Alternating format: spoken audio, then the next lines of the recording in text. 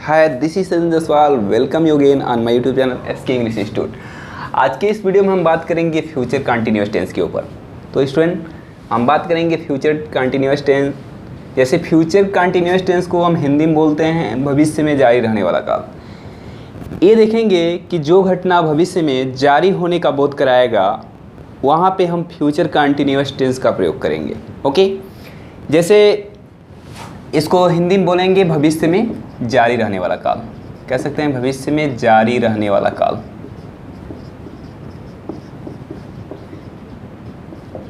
Okay, अब हम हर tense के अनुसार इसका भी पहचान करने जाएंगे। कैसे हम पहचानें कि ये टेंस फ्यूचर कंटिन्यूअस टेंस है। तो इसका पहचान ये होता है कि वाक्य के अंत में देखते हैं रहा होगा, रही होगी, रहे होंगे। ओके, रहा होगा, रही होगी, रहे होंगे, सामान्यतः ये शब्द आएंगे।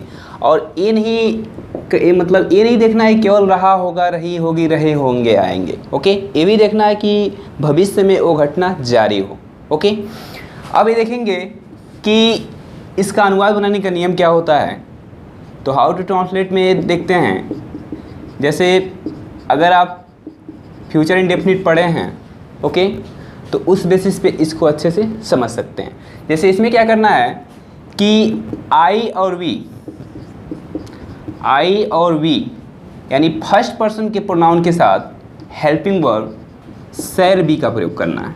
ओके, ये ध्यान देंगे कि आई और वी के साथ शैल बी का प्रयोग करना है और उसकी वजह से second person and third person, second person and third person. It means कह सकते हैं कि और से सभी कर्ताओं के साथ हमें विल बी का प्रयोग करना है। ओके स्टूडेंट, यानी ये ध्यान रखना है कि आई और वी के साथ हमें शैल बी लगाना है और से सभी के साथ विल बी का प्रयोग करना है। और एक और आपको ये याद रखना है कि कोई भी कंटिन्यूअस टेंस पढ़ें, प्रेजेंट का पढ़ें, पास्ट का पढ़ें या फ्यूचर का, उसमें हमें वर्ब फोर का प्रयोग करना है। वर्ब फोर का मतलब होता है कि वर्ब की फर्स्ट फॉर्म में आईएनजी जोड़ लेना। ओके, उसे हम वर्ब फोर बोलते हैं। तो स्टूडेंट, ये तो सामान्यतः पहचान था और अनुवाद बनाने के नियम थे। उसके बाद से हम अब इस पे कुछ एग्जाम्पल आपको बताते हैं। जैसे हम बात करेंगे स्ट्रक्चर के ऊपर। जैसे कोई भी अफर्मेटिव सेंटेंस का हम ट्रांसलेट करते हैं तो पहले सब्जेक्ट लिखते हैं। सब्जेक्ट के बाद इसमें हमें लगाना है शैल या विल और उसके बाद से हमें लगाना है बी। पहले सब्जेक्ट लिखना है, उसके से शैल विल में से किसी एक को प्रीफर करेंगे। और ये हमें अच्छी तरीके से पता है कि शैल का प्रयोग हम आई और बी के साथ करेंगे और विल का प्रयोग से सभी कर्ताओं के साथ करेंगे। और उसके से हम बी लिखेंगे। उसके बाद से हम लिखेंगे verb four. It means verb में आईएनजी जोड़ेंगे और उसके बाद से ऑब्जेक्ट का प्रयोग करेंगे। और स्टूडेंट, ये ध्यान में रखना है कि वाक्य के अंत में रहा होगा, रही होगी, रहे होंगे शब्द आएंगे। ओके, और अगर इसके साथ समय आ जाता है तो वो फ्यूचर परफेक्ट कंटिन्यूअस टेंस हो जाता है। उसका हम एक्सप्लेन नेक्स्ट वीडियो में करेंगे। तो स्टूडेंट, इसके एग्जाम्पल के ऊपर बात करते हैं। जैसे आ जाए, मैं कल अपना सभी विषय तैयार कर रहा हूँगा। देखिए, इस सेंटेंस में वाक्य के अंत में रहा हूँगा शब्द आया है। रहा होगा, रही होगी शब्द आता है तो फ्यूचर कंटिन्यूअस टेंस होता है। और ये देखेंगे कि जो भी ये फ्यूचर कंटिन्यूअस होता है, इसमें हम जो भी घटना होता है उसे हम प्लान करते हैं। जैसे कि मैं कल अपना सभी विषय तैयार कर रहा हूँगा, ये हम फ्यूचर के लिए प्रोग्राम कर रहे हैं कि मैं ये कार्य कर रहा हूँगा। ठीक है, इसके बाद इसका हम ट्रांसलेट करेंगे। सबसे पहले सब्जेक्ट लिखेंगे क्योंकि अफर्मेटिव है, सब्जेक्ट आई है। आई और बी के साथ हमें शैल बी लगाना है तो लिखेंगे शैल बी। उसके बाद से हम वर्ब लिखेंगे। वर्ब है तैयार करना, प्रिपेयर, और प्रिपेयर में आईएनजी जोड़ेंगे, प्रिपेयरिंग हो जाएगा। और क्या तैयार कर रहा हूँगा, ऑब्जेक्ट है अपना सही विषय। जैसे पता है कि सब्जेक्ट, उसके से जो वर्क होता है वो वर्ब हो जाता है, जो कार्य हो रहा होता है। उसके से ऑब्जेक्ट का पता लगाना होता है तो हम क्या करके प्रश्न पूछते हैं, तो मैं क्या तैयार कर रहा हूँगा, तो आंसर मिलेगा सभी विषय। तो ये ऑब्जेक्ट है, सभी विषय का हो जाएगा माई ऑल सब्जेक्ट। और इसके पास लिखा है कल, तो आने वाले कल की बात करते हैं, तो ये हो जाएगा टुमारो। जैसे एक और एग्जांपल हम लिखते हैं, बच्चे क्रिकेट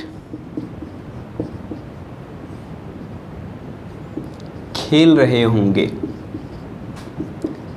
देखेंगे इसमें फ्यूचर की बात कर रहे हैं और इसमें जारी होने का बोध कराता है वाक्य। तो देखेंगे अफर्मेटिव है, सबसे पहले सब्जेक्ट लिखेंगे चिल्ड्रेन, उसके बाद से हम लिखेंगे चिल्ड्रेन के साथ विल बी, क्योंकि आई और वी के साथ सेल भी लगाना है और से सभी के साथ विल बी का प्रयोग करना है। चिल्ड्रेन विल बी, अब वर्ब है खेलना प्ले, प्ले में आईएनजी जोड़ेंगे प्लेइंग, और क्या खेल रहे होंगे, क्रिकेट। तो करेंगे निगेटिव सेंटेंस के ऊपर। निगेटिव सेंटेंस सबसे पहले सब्जेक्ट लिखते हैं। इसके से ध्यान ही देना है कि अफर्मेटिव में हम विल बी सेल बी एक साथ लिख देते थे, लेकिन निगेटिव सेंटेंस में विल बी सेल बी एक साथ नहीं लिखना है। पहले हम विल सेल को लिखने के बाद, यानी विल लिखें या सेल लिखें, उसके बाद से हम नॉट लिखेंगे तब भी लिखेंगे, और उसके बाद से वर्ब फोर का प्रयोग करेंगे, ऑब्जेक्ट लिखेंगे। जैसे अगर आ जाए कि वह लड़का पतंग नहीं उड़ा रहा होगा। देखेंगे इसमें रहा होगा आया है और उसके नहीं शब्द आया, निगेटिव सेंटेंस है। सबसे पहले सब्जेक्ट लिखेंगे, इसमें दैट बॉय सब्जेक्ट है। इसके बाद से विल का प्रयोग करेंगे, क्योंकि आई और वी के साथ हम सेल लगाते हैं, तो इसमें विल और निगेटिव है तो नॉट तब भी लिखेंगे। यानी ये ध्यान देंगे विल बी नॉट नहीं लिखेंगे, सेंटेंस रॉन्ग हो जाएगा। विल नॉट बी लिखेंगे, उसके से वर्ब है उड़ाना, फ्लाइंग हो जाएगा, और क्या, तो ऑब्जेक्ट है काइट। अगर आ जाएगा हम तुम्हारी सहायता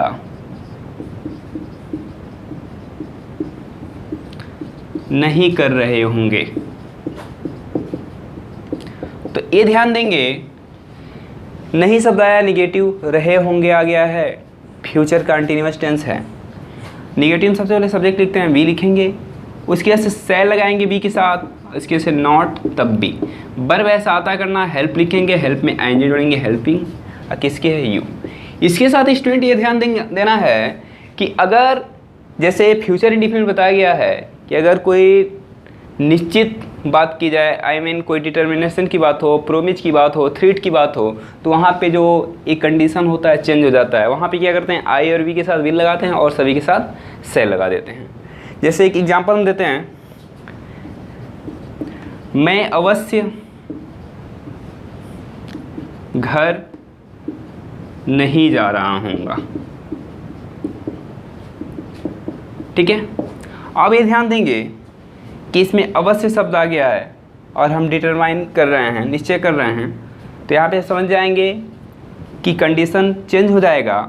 आई और वी के साथ हम विल लगाएंगे और सभी के साथ सेल लगाएंगे, तो यहाँ पे हो जाएगा I will not be, verb है जाना, गोइंग टू हाउस। इसके साथ हम बात करेंगे इंट्रोगेटिव सेंटेंस के ऊपर। तो स्टूडेंट हम बात करेंगे इंट्रोगेटिव सेंटेंस के ऊपर। इंट्रोगेटिव सेंटेंस में क्या करते हैं, हेल्पिंग वर्ब पहले लिखते हैं, तो इसमें सेल बी विल भी एक साथ नहीं लिखना है। हमें विल सेल लिखने के बाद सब्जेक्ट तब अगर नहीं आ गया है निगेटिव तो नॉट तब जाके भी लिखना है। अगर निगेटिव नहीं आया, इसमें नहीं सब नहीं आएगा, तो विल सेल सब्जेक्ट, उसके से बी लिख देंगे, वर्ब में आईएनजी जोड़ेंगे, उसके से ऑब्जेक्ट लिखेंगे। ओके, अब एक एग्जांपल लिखते हैं, क्या अध्यापक हमें गणित नहीं पढ़ा रहे होंगे। रहे होंगे ऐसा अगर प्रोनाउंसिएशन होगा वाक्य के अंत में, तो हम समझ जाएंगे फ्यूचर कंटिन्यूअस है। और इंट्रोगेटिव सेंटेंस के क्या शब्द पहले आया, क्या शब्द पहले आता है, तो हम हेल्पिंग वर्ब लगाते हैं, और हेल्पिंग वर्ब सब्जेक्ट के अनुसार होना चाहिए। अध्यापक के अनुसार हेल्पिंग वर्ब विल लगेगा, उसके सब्जेक्ट टीचर, स्ट्रक्चर के अनुसार देखेंगे। नहीं आया तो नॉट, तब जाके भी लिखेंगे। वर्ब है पढ़ाना, टीच, टीच में आएंगे जोड़ेंगे, टीचिंग, और क्या, टीचिंग अस हमें हो जाएगा, और उसके यहाँ से मैथ्स।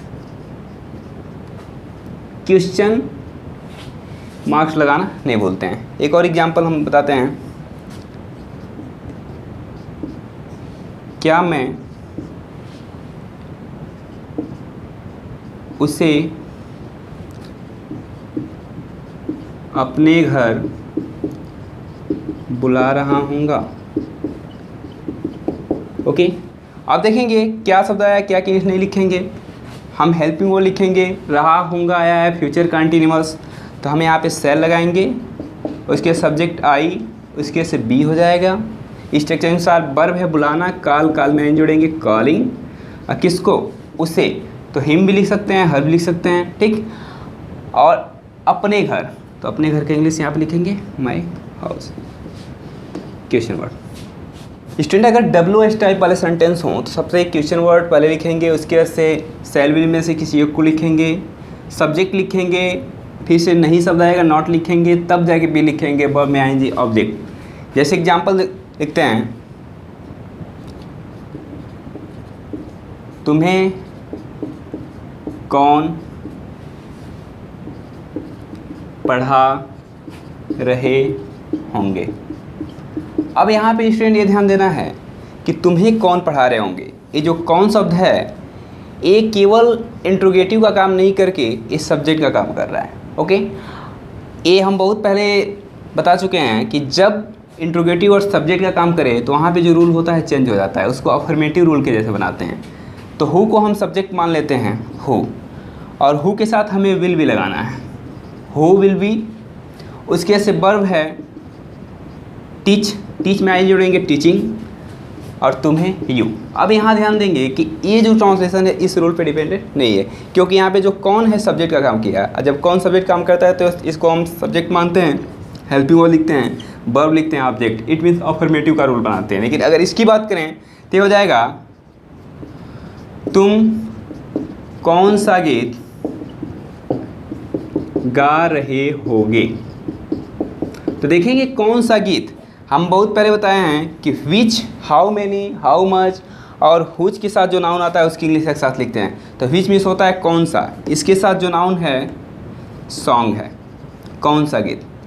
अब इसके से हेल्पिंग वर्ब लिखेंगे क्योंकि ये तो केवल क्वेश्चन वर्ड का काम किया। अब हेल्पिंग वर्ब तुम के अनुसार विल, तब सब्जेक्ट है यू, उसके से बी लिखेंगे। अब वर्ब है गाना सिंग, सिंग में आई जोड़ेंगे सिंग। एक और एग्जांपल हम बताते हैं आपको, श्याम बांसुरी कब बजा रहा होगा। तो ये ध्यान देंगे कि कब, वाक्य के अगर बीच में कब, क्यों, कहाँ कुछ भी आता है उसकी सबसे पहले लिखते हैं, तो कब का लिखेंगे व्हेन। उसके ऐसे हेल्पिंग वर्ब, क्योंकि क्वेश्चन वर्ब का हेल्पिंग वर्ब लिखते हैं, श्याम के अनुसार विल लगेगा, व्हेन विल, सब्जेक्ट श्याम, और तब जाके हम बी लिखेंगे। वर्ब है बजाना प्ले, प्ले में आई जोड़ेंगे प्लेइंग, और क्या फ्लूट, तो लिखेंगे फ्लूट। ओके स्टूडेंट, अब हम नेक्स्ट टेंस पढ़ाएंगे नेक्स्ट वीडियो में, फ्यूचर परफेक्ट टेंस। उसके से टेंस फाइनल होते ही हम आपको पढ़ाएंगे पैसिव वॉइस।